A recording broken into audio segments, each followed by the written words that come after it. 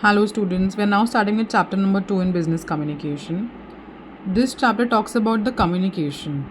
Why business communication is important, what is effective communication, what are the different ways of communication, what are the different types of communication used in an organization. So all these topics related to communication we are going to study in this chapter.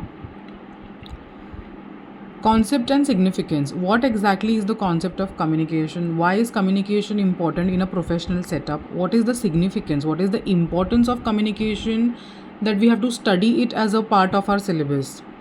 Now, communication can be of different types. It can be verbal, it can be non-verbal. When I say verbal, it can be an in-person communication where the person is right in front of us, or it can be a virtual communication where words are used.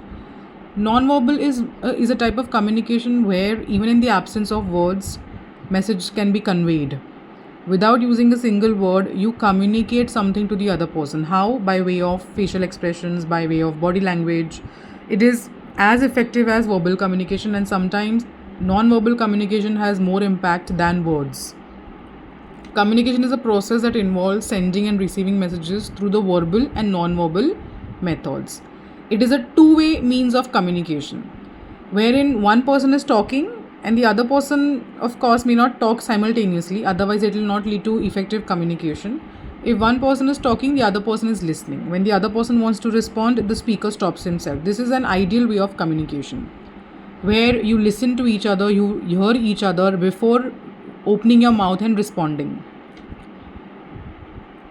There are different definitions given according to Newman and Summer what is the concept of communication. So you just have to remember who had given what definition.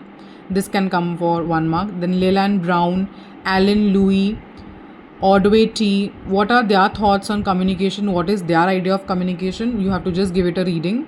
You don't have to learn the definition, but just remember which person gave what definition. M.T. Myers and G.E. Myers, again, this is one definition, and so on. What is the significance of communication? Imagine without communication, can an organization function? Forget organization. Even we as humans are social animals. Can we survive without communication? Not at all. We need someone to talk to.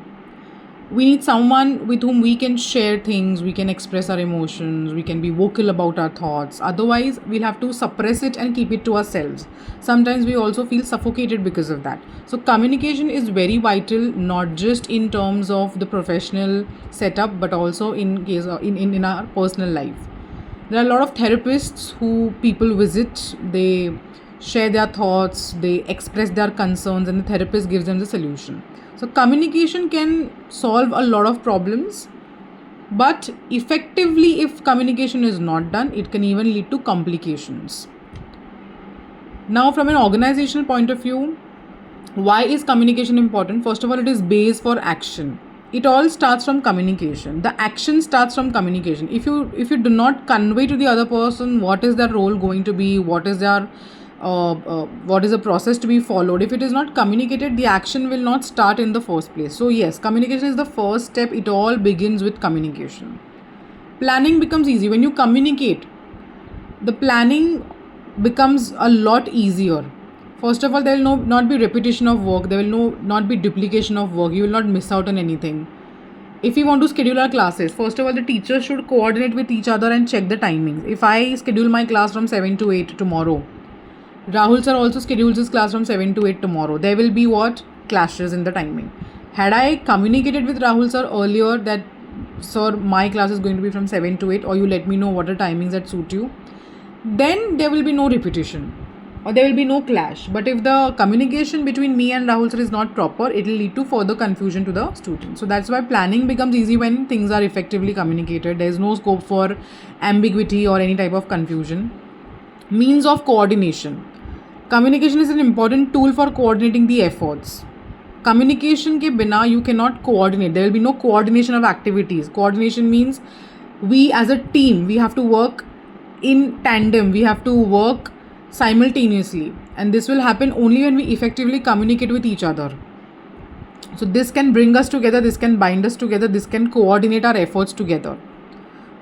Any concerns, you should always speak out. The other person can know about it. He can help you solve the problem. Aids in decision making.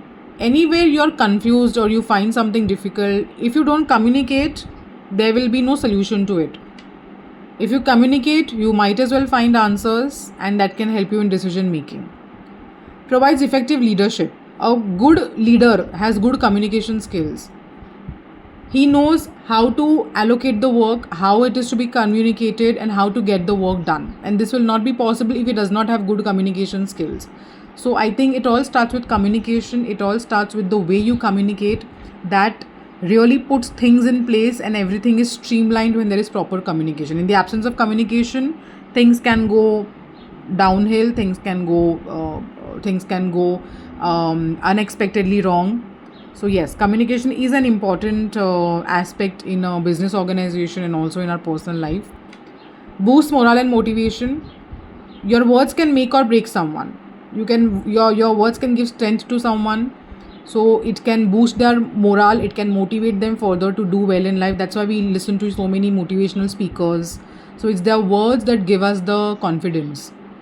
So yes, if properly communicated, you can really inspire someone who has lost all hope in life with your words. Words have a lot of power, so we should always choose our words carefully. Words can actually do the impossible also, because it's all a mental block. Sometimes you think, oh, it's too difficult for me to do this, but someone somewhere, some teacher comes and then he or she explains you, this is going to be a cakewalk, you can do it. That gives you the power, that gives you the confidence to at least try it out. And once your mind is made up that yes, I can try this, you'll not even know when you take up the task and when you finish it successfully. So all it takes is one positive thought for you to get started, and that can be done only through communication.